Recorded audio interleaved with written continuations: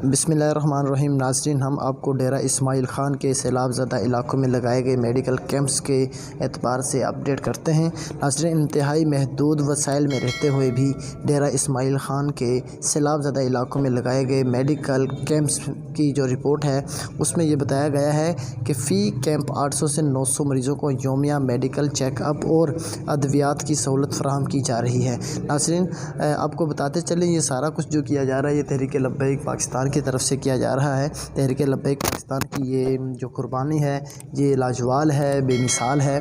तो माशाल्लाह इन्होंने बेहतरीन काम किया है अभी तक। जी नाज़रीन, ये हम जो आपको दिखा रहे हैं यहाँ पर साद हुसैन रिजवी जो हैं तहरीक लब्बैक पाकिस्तान के अमीर हैं, वो इस चीज़ का मुआयना भी कर रहे हैं और वहाँ से इंफॉर्मेशन खुद बजाते खुद गेन कर रहे हैं कि वहाँ पर क्या सूरत हाल है। और नाज़रीन, हमारी आपसे ये रिक्वेस्ट है कि मरकज़ी कायदीन के बयानात तहरीक लब्बैक या रसूलुल्लाह सल्लल्लाहु अलैहि वसल्लम की अपडेट्स हासिल करने के लिए हमारे चैनल फैज़ान हनफी को सब्सक्राइब करें, बेल आइकन को ज़रूर दबाएं ताकि आप तक जो है वो बर वक्त इंफॉर्मेशन हम पहुंचाते रहें, अपडेट्स करते रहें।